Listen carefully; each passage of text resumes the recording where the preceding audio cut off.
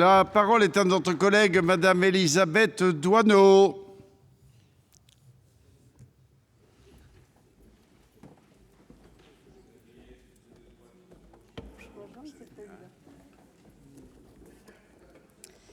Monsieur le Président, Madame la Ministre, Messieurs les rapporteurs, Monsieur le Président de la Commission, mes chers collègues, l'appréciation que nous porterons sur le présent projet de loi est contrastée.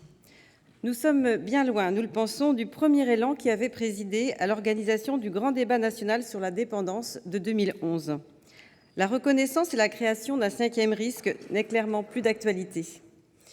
Manque d'ambition ou réalisme compte tenu de l'état de nos finances publiques.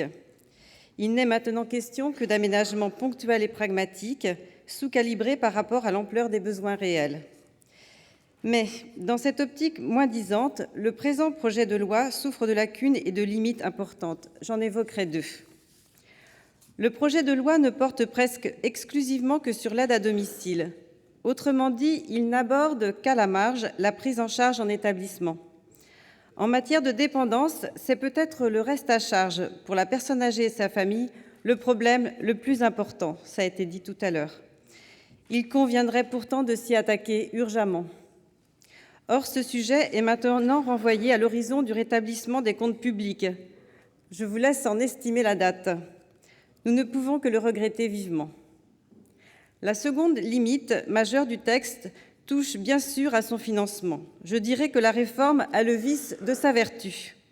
La construction financière du présent texte était à la fois originale et innovante, puisque les mesures qu'il porte ont été calibrées en fonction des financements disponibles. Tout est paramétré en fonction du produit de la contribution additionnelle de solidarité pour l'autonomie, la CASA.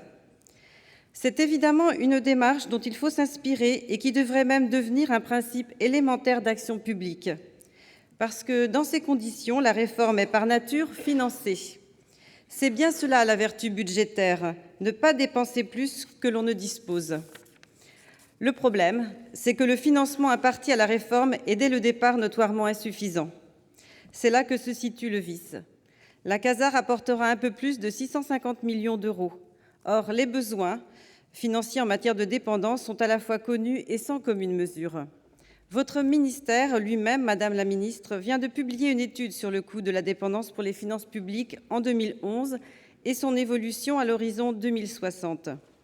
En 2011, les dépenses publiques de prise en charge de la perte d'autonomie ont atteint plus de 21 milliards d'euros au titre de la santé, du médico-social et de l'hébergement. À l'horizon 2060, ce chiffre serait de 35 milliards. Dans ces conditions, que représentent les 650 millions de la CASA ? Évidemment, une part faible, très faible, qu'il convient de remettre en perspective. Face à ce constat, nous aurions pu éluder le débat. Nous aurions pu déposer une question préalable.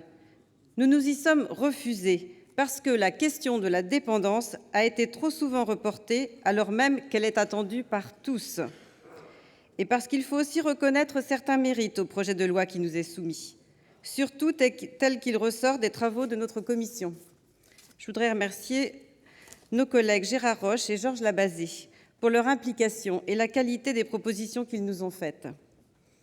Le premier mérite que nous reconnaissons au texte réside dans son esprit. Il s'agit d'essayer de battre en brèche la peur et la culpabilité de vieillir qui sont à l'œuvre dans la société. Il nous faut commencer à changer le regard que nous portons sur nos aînés.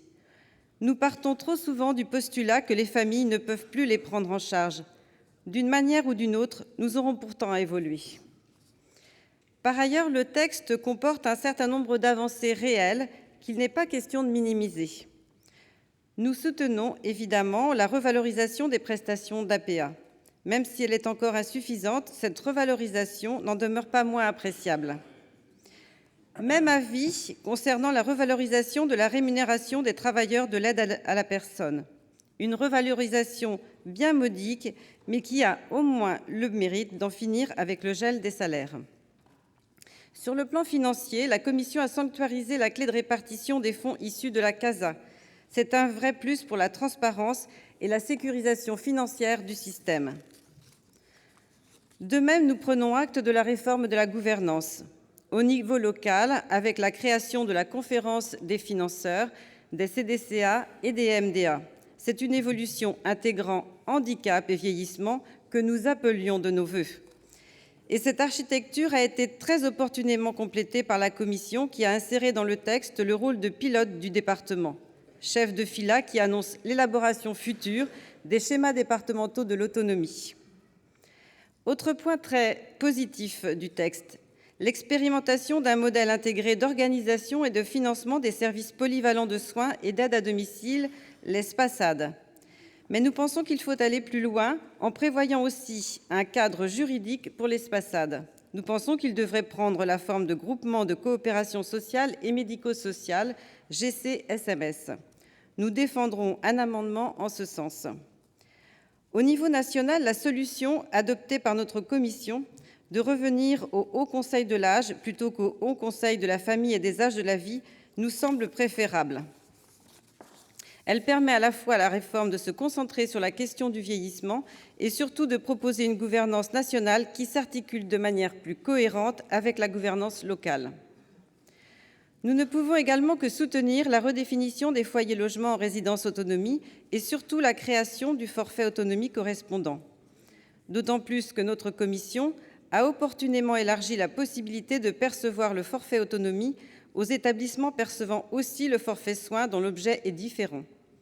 40 millions d'euros de la CASA y seront dédiés, un financement encore une fois peu significatif lorsqu'il est ramené à chaque département. Enfin, nous nous réjouissons de la création du droit au répit pour les aidants, un premier pas modeste mais notable, et de la meilleure reconnaissance par le texte des accueillants et aidants familiaux. Ces quelques améliorations ne seront pas suffisantes pour vieillir dans de meilleures conditions. Et c'est là que je tiens à dire un mot de ce qui constituera, à l'évidence, je le crois, le cœur de nos débats, à savoir la distinction entre autorisation et agrément, sur laquelle mon collègue Jean-Marie Vanlerenberghe interviendra. À ce sujet, tout le monde est d'accord sur le constat, y compris le gouvernement, j'ai cru l'entendre tout à l'heure. Du coup, nous essaierons d'aboutir ensemble à un modus vivendi.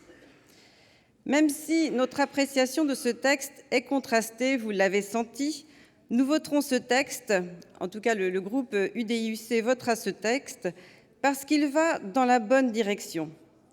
Mais nous regrettons de trop timides avancées. Nous avons eu le sentiment d'avancer à travers ce texte à petits pas comptés, et si je puis me permettre, nous avons le sentiment d'avoir avancé avec un déambulateur. Donc des bonnes intentions, mais je reste inquiète et je citerai, parce que c'est mon sentiment, la citation d'Alfred de Musset, que j'ai peur qu'on atteigne finalement un jour pour être trop prudent sur ce texte. Je suis venu trop tard dans un monde trop vieux.